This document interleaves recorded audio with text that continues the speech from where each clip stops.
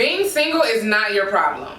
The way you're using your single season is. Hey babe, welcome back to my channel. I'm Egypt Rodriguez, and if you've never seen me before, let me let you in on a little secret, okay? This is the channel where all of the high value women hang out, okay? So if you are on a journey to level up and become the best version of yourself in all areas of your life, make sure you hit that subscribe button. Valentine's Day passed last month, and even though I'm not dating, I'm not even talking to nobody, okay? There was still this tiny part, real tiny, inside of me, and you know, that just was thinking like, oh, maybe I'll get some flowers, maybe I'll get some gifts, maybe I'll get, you know, some romantic gestures from this imaginary man. And when that didn't happen, I had a moment where I was like, okay, God, what's going on? For a very small moment, I felt like I was being punished. And I was just like, hold on. God quickly reminded me that being single is not a punishment, but so many women treat it like one. We get frustrated. We get tired of waiting. We find ourselves asking God, why? Why am I still single year after year? What's going on? Can you send a tracking number, please? Any day now, any day. But the waiting season isn't rejection, it is preparation. So today I want to talk about 5 things you should actually be doing in your waiting season so that when God presents you to your husband, you will actually be prepared for the life you've been praying for. Number 1, decenter men. I tell y'all this all the time, and I am going to keep screaming it from the mountaintops. Decenter men. We all know those women. You make plans with them, they cancel. Everything goes wrong. They halfway show up in a friendship, they're not available, but let a man call. Suddenly they're available. Suddenly they can move mountains. They don't care if they gotta drive an hour, if they gotta do whatever it is they gotta do, they are going to show up and be available for those men. Some women make men their entire world. And that's because their identity is rooted in male validation. But your identity shouldn't be rooted in whether or not a man has chosen you. Your identity should be rooted in God. When your identity is based on male attention, a relationship, a boyfriend, a fiance, marriage can quickly become an idol. Personally, I don't believe in the whole girlfriend, boyfriend, whatever, so you will only hear me refer to husbands.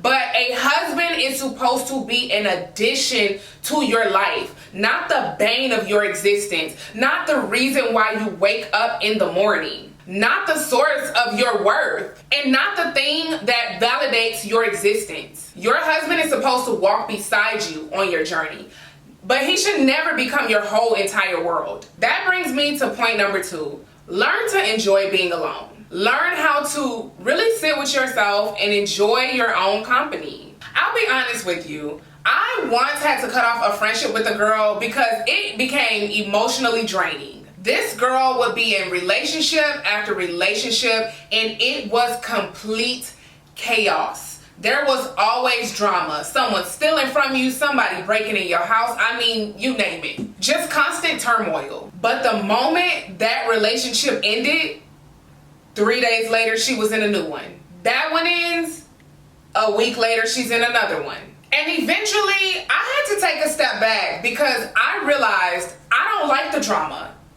But you do. And some of you probably know people like that too. The reality is, when people move like that, it means that they don't know how to be alone. And I would even go as far as to say that they do not enjoy their own company. They have an inability to sit with themselves. And because of that, they've created an emotional dependency on partners. And that's why they jump from relationship to relationship. But that's not healthy. If you hate your own company, no relationship, especially a marriage, is going to fix that. It can be uncomfortable to sit in silence. It's uncomfortable to be by yourself, to hang out by yourself, to truly get to know yourself. It can be uncomfortable in the beginning. It can be off-putting, like, whoa, I didn't even know these things about me. But if you can build a relationship with all these other people, why not build the best relationship that you will have outside of your relationship with God is the relationship that you have with yourself. So yes, it may be uncomfortable in the beginning, but it is in that discomfort that you grow. When you learn to enjoy your own company, you stop needing constant validation. And when you stop needing constant validation, you stop lowering your standards just to have somebody there. Moving along to point number 3.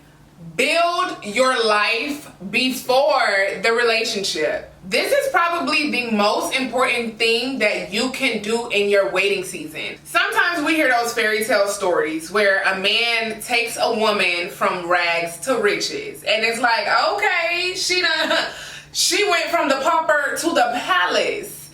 But in reality, most men meet you where you are. Now, this is something a lot of women don't want to hear, because we have this idea and we like the thought of a man coming in and completely changing our life overnight. But in most situations, when a man enters your life, he meets you at the level you're operating at. Now, let me be clear. There is nothing wrong with loving a good deal, okay? Personally, I love a good clearance rack find. I love a good bargain. But let's just say, for example, your life is built around the bare minimum. Everything you do for yourself is the lowest, cheapest option. You buy the cheapest clothes, you put in the most minimal effort into fixing yourself up and your appearance, and then you meet a man and suddenly you have all of these expectations. Every garment, anything he buys for you, it needs to be $1,000. You want the Chanel bags, you want the Hermes, you want all of these things, but you don't even get yourself the Coach bags. You have expectations for him and you don't even treat yourself that way. And that's where there's a major disconnect. Because how you treat yourself is how people view you and treat you. Your lifestyle, your hobbies, the way you take care of yourself, the places you go, your standards, all of these things communicate your value. Me personally, I love certain things. I love fine dining. I love traveling. I love decorating my home. And I enjoy creating a beautiful space for myself. Those are parts of my life that I've already built. So when a man enters my life, he has to either meet me where I am or increase it. There's no going backwards. The whole point is a man should increase your lifestyle, not create it from scratch. I remember I was dating this guy and he once planned a date that he thought was going to impress me. He was like, hey, be ready. All the things girls like. He was like, hey, be ready at 8. I'm going to pick you up. Like, put on your finest, dressiest, you know, I want you to look good, feel good, have a great night, you know, all of that stuff. And I was like, oh my gosh, like, he was like hyped for it all week. And I just knew, baby, we was going to like the best of the best, okay? And the place that he chose, it was nice, but it was somewhere that for me was just my casual lunch spot. So I ended up going on that date. I enjoyed his company. I enjoyed the spot, of course, had a great time. And I wasn't ungrateful, but in that moment, it made me realize something very important. When you already have a certain standard of living, any man entering your life has to meet that standard. And that's why your waiting season is so important. Because this is the time to build your life. Develop your interests, create your routines, and build your standards. So that when a man comes into your life, you're not waiting for him to give you the life you want. You already have it. The fourth thing you should be doing in your single season is working on yourself. I'll be honest with you. The time has passed from wishing and wanting and hoping and praying. At some point, you have to actually do the work. I remember there was a time in my life, a crazy time in my life, okay? Scary hours for sure. But there was a time in my life where I kept asking myself, like, why am I meeting the same type of men? Why am I attracting the same exact type of men? And what I eventually realized was, although I was meeting different men, I was meeting the exact same spirit in different bodies. The face was different, the name was different, there might have been some personality differences here and there, but that spirit, oh, it was the same. And the reason for that was I hadn't done the work. I hadn't worked on myself. I didn't put in the time and the effort and the energy to heal and grow. And I was attracting the same men. I still had open doors in my life. I still had wounds that hadn't healed. And I was still operating in certain patterns that allowed that spirit and that type of energy to find me and to keep finding me. When you haven't healed certain parts of yourself, it is literally like a signal being sent out, just like the bat signal, okay? It is like a, hey, come get me, I'm unhealed signal. Because as long as you're broken, you are going to keep attracting people that align with those same broken places. And that is why your waiting season is so important. It is not punishment. It is the perfect time to work on yourself. It is the perfect time to strengthen your relationship with God and heal from past relationship trauma and past wounds. This is the time to work on your discipline, work on your mindset, and work on your emotional maturity. Because you can't sit here and pray for a man of God and you are everything but a woman of God. You can't sit here and pray for a man of God, but you still in a club every weekend looking for a guy to go home with. You can't sit here and pray for a man of God, but you still going out and getting drunk and don't carry yourself very well. You can't sit here and pray for a man of God, but you won't put the bottle down. You won't put the weed down. You still looking for a trick to trick off on you. You can't sit here and pray for these things and you refuse to become what you're praying for. If you want something different in your future, you have to become a different woman in the present. The last thing you should be doing in your waiting season is learning how to be disciplined in all areas of your life. I think this is where a lot of women miss it, because a lot of women want the wedding, but they're not preparing for the life that comes after it. Marriage requires discipline. It requires time management. It requires financial stewardship. It requires routine and structure. Right now you're single, so your priority is yourself. You don't have to think about other people.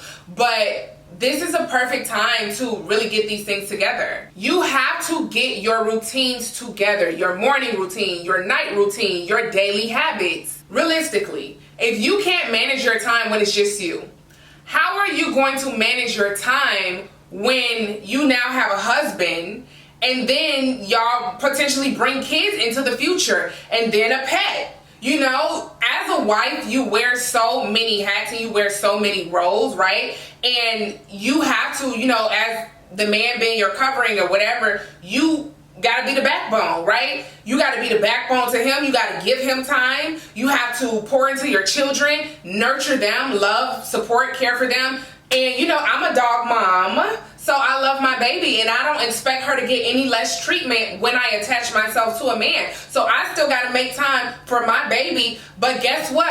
I still got to make time for me because I can't pour from an empty cup. But guess what? I have to make time for God above everything else. You have all these roles and all these ways you have to extend yourself, and you are going to have to know how to manage your time. You also have to get super disciplined with finances. You have to develop financial discipline. If your husband is bringing in the money and you don't know how to manage it, you can very easily create an imbalance and just stress within your household. Now, this area of discipline, y'all gonna hate me. I can feel them throwing the rocks. The next area you need to be disciplined on, I don't care what nobody says, you need to be physically fit, okay? You need to be in shape, working out, doing something. And it's not just for a man. Me personally, I want to be a trophy wife, okay? I want my man to look at and know what he got at home, okay? I want heads to turn when they be like, hey, how'd he get hurt? You know, that's just my personal preference, right? But I believe that you need to be physically fit and just look good, for health reasons, okay? through sickness and health, yes, but come on, we don't need unnecessary sickness being brought in because you just want to eat whatever you want to eat and your cholesterol's building up and you're eating too much sugar and now you got diabetes and, you know, all the things. Of course, you know, we age, life gets in the way, babies happen, things happen, but you should never just get comfortable in a relationship and just be like, oh, well, I got him now I'm gonna go gain 40 pounds. Oh, well, I got him now, you know, I'm just gonna unbuckle my pants and just get a beer gut, men. You know, like, I solely believe that, you know, looking good for your partner is something that you should want to do, and that goes both ways, men and women. I think that, yes, if this is what attracted me to you, then we need to keep this up, okay? Don't switch it up on me behind closed doors, and then I look up one day and it's like, ooh, who did I marry? Absolutely not. You should always want to be the best version of yourself, whether it's spiritually, mentally, financially, and physically. The whole point is, marriage is not the finish line. It is the beginning of a partnership that you have to be prepared to sustain. Now, I just gave y'all so many gems and so many tips, but if you made it this far, I just want you to remember, singleness is not a punishment. It is an opportunity. An opportunity to become the woman who can actually sustain the life you're praying for. And when you do the work in your waiting season, something powerful happens. You won't just attract a husband, you'll be ready to build something that actually lasts. Thanks for watching, and I will see you in the next video. Bye, babe.